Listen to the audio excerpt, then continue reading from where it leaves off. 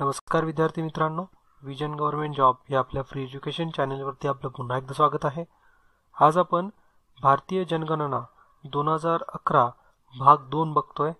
भाग 1 already upload केला आहे.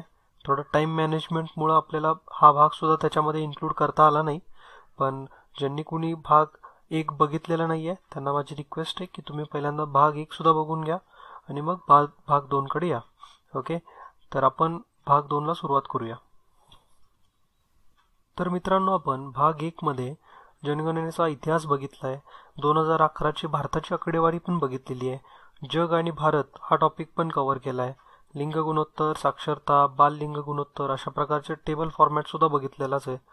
ग्रामीण व नागरी जनगणना यांच्यातलं कंपॅरिझन, तसंच भाषेनुसारची लोकसंख्या आणि आदिवासी लोकसंख्या हे एवढे टॉपिक आपण कव्हर केलेले आहेत.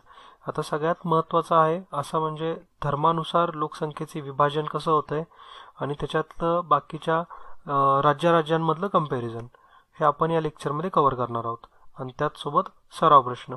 ओके, तर आता वेळ न वाया घालवता आपण सुरू करूया. इथं धार्मिक जनगणना दिलेली आहे. धर्म दिलेत हिंदू, मुस्लिम, ख्रिश्चन, शीख, बौद्ध, जैन आणि इतर, आणि त्यांची लोकसंख्येनुसार जे त्यांचं पर्सेंटेज आहे त्यानुसार साक्षरता त्यांच्यामध्ये किती पर्सेंट आहे, लिंग गुणोत्तर, ग्रामीण लिंग गुणोत्तर आणि नागरी लिंग गुणोत्तर, ह्या सर्व गोष्टी दिलेल्या आहेत. आता इथं तुम्ही फोकस अशा गोष्टींवरती ठेवा की ज्या लोकसंख्या सगळ्यात जास्त कुणाची आहे, सगळ्यात कमी कुणाची आहे, साक्षरता कुठं जास्त आहे कुठं कमी आहे, लिंग गुणोत्तरामध्ये कुठलं सगळ्यात जास्त, कुठल्या धर्माची सगळ्यात जास्त लिंग गुणोत्तर आहे, कुठल्या धर्माचं कमी आहे, ह्या सगळ्या गोष्टी तुम्ही या चार्टमधून नोट डाऊन करा. ओके, जर आपण धार्मिक लोकसंख्येची जर तुलनात्मक आकडेवारी बघाल त्यावेळेस आपल्याला एक गोष्ट लक्षात येईल की 2001 ते 2004 च्या तुलनेमध्ये कशी वाढ झालेली आहे. तर हिंदू, शीख आणि बौद्ध या धर्मांमध्ये 0.7, 0.2 आणि 0.1% घट झालेली दिसते. मात्र मुस्लिम धर्मियांमध्ये 0.8% वाढ झालेली आहे.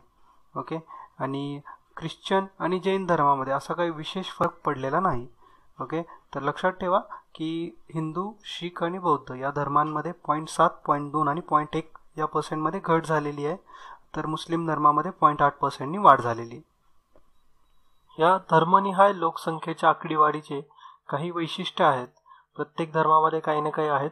तर पहिल्यांदा आपण बौद्ध धर्माचं बघू. तर बौद्ध धर्मामध्ये 76.82% जे बौद्ध धर्मीय आहेत पूर्ण भारतामध्ये, तर त्या 76.82% लोक हे महाराष्ट्रामध्येच राहतात. सिक्कीम राज्याच्या एकूण लोकसंख्येच्या 27.39% लोक हे बौद्ध धर्मीय आहेत. जैन धर्माबद्दल, एकूण जैन धर्मियांपैकी 31.45% जैन धर्मीय हे महाराष्ट्रामध्ये राहतात, त्यानंतर राजस्थान आणि त्यानंतर गुजरात. ख्रिश्चन धर्मियांबाबत केरळमध्ये देशातील 1/3 ख्रिश्चन धर्मीय लोक राहतात. मिझोराम तसेच नागालँड या राज्यामध्ये एकूण राज्याच्या लोकसंख्येच्या 87 ते 88% लोक हे ख्रिश्चन धर्मीय आहेत. हिंदू धर्माबाबत मध्य प्रदेश व ओडिशा या राज्यांमध्ये 90% जास्त लोकसंख्या ही हिंदू धर्मियांची आहे. काश्मीर दरीमध्ये हिंदूंचे प्रमाण हे अल्प प्रमाणात राहिलेले आहे, म्हणजे 2% कमी आहे. नॉर्थ ईस्ट स्टेटमध्ये हिंदू धर्मियांचे जे प्रमाण कमी झाले आहे याच्यासाठी ख्रिश्चन धर्माचे वाढलेले प्रभुत्व कारणीभूत आहे असे बरेच जण म्हणतात. 2001 ते 2011 दरम्यान मुस्लिम लोकसंख्येत 24% वाढ झालेली आहे. म्हणजेच 2001 मध्ये एकूण लोकसंख्येच्या 13.43% म्हणजे 13.43% लोक हे मुस्लिम धर्मीय होते, तर 2011 मध्ये हा आकडा वाढून 14.20% एवढा झालेला आहे. एकूण मुस्लिम लोकसंख्येच्या 68.3% लोक हे जम्मू काश्मीर या राज्यामध्ये राहतात. मणिपूर हे असं एकमेव राज्य आहे जिथं मुस्लिमांची लोकसंख्येमध्ये घट झालेली आहे.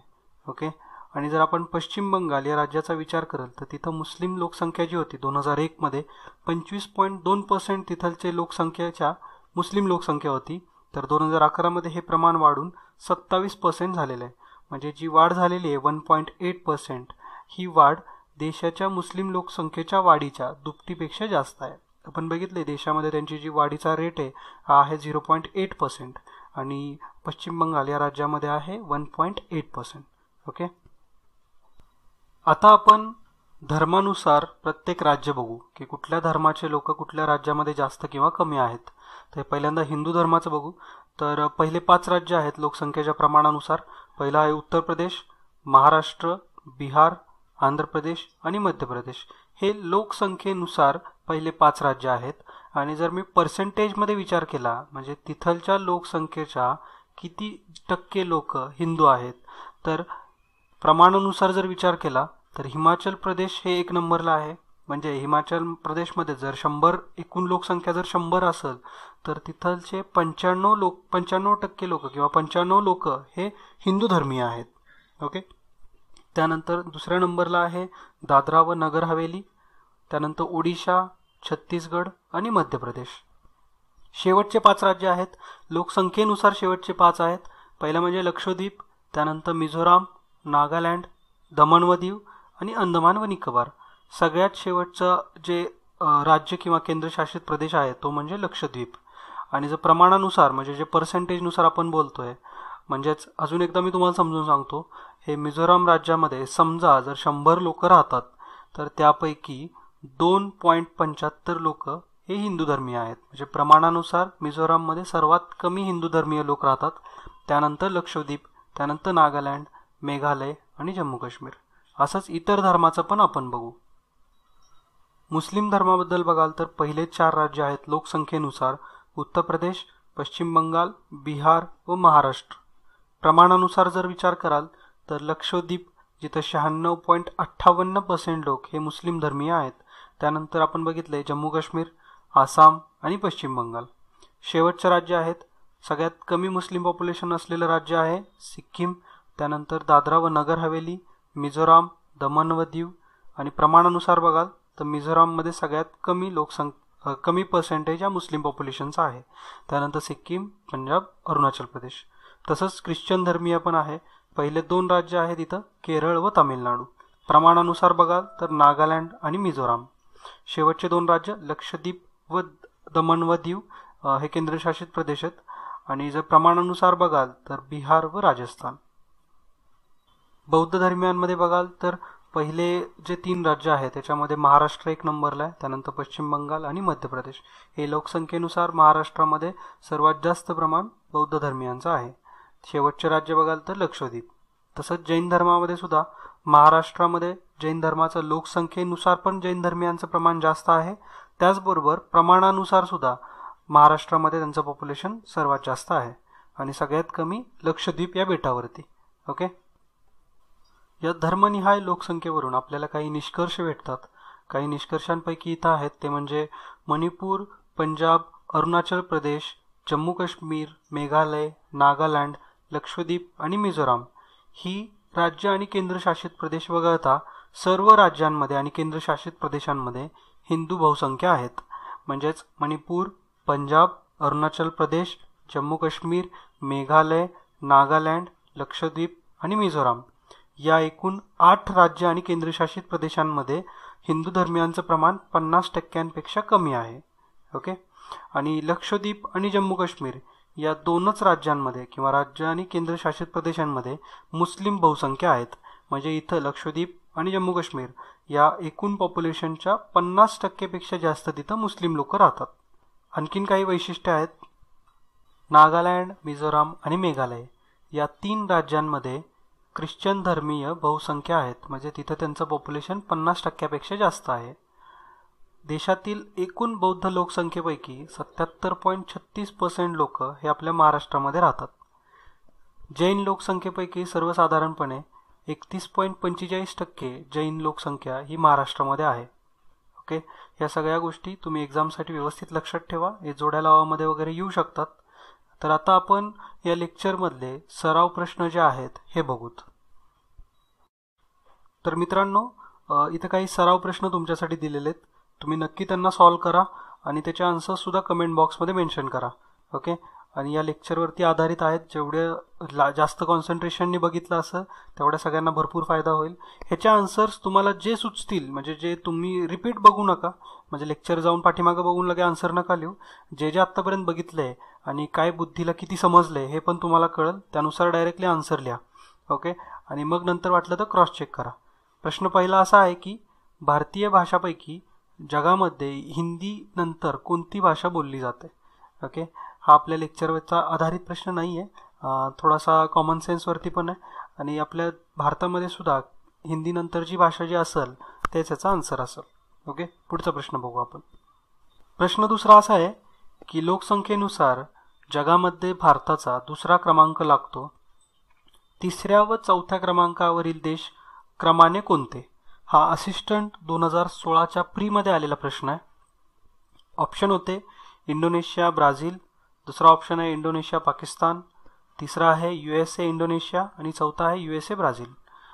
तर हा 2016च्या असिस्टंटमध्ये आलेला पेपर आहे. ज्यांनी 2016चे असिस्टंट दिले त्यांना माहितीच असेल आणि याचा आन्सर पण आपल्या लेक्चरमध्ये आहे. प्रश्न तिसरा, 2011च्या जनगणनेनुसार बालकांच्या संख्येत पहिले क्रमांक डॅश डॅशचा आहे. आता आपण बघितले की कुठलं राज्य आहे की ज्याच्यामध्ये सगळ्यात जास्त लहान मुलांची संख्या आहे.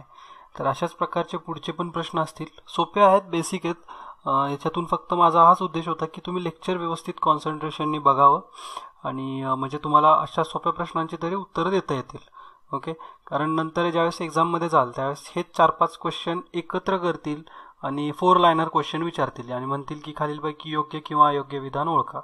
त्यासाठीच हे जनगणना हे लेक्चर आपण त्यासाठीच ठेवलेलं होतं. ओके, आता पुढचे प्रश्न पण तुम्ही व्यवस्थित सॉल्व करा, व्हिडिओला पॉज करा, क्वेश्चन नोट डाऊन करा आणि मग त्याचा आन्सर द्या. ओके,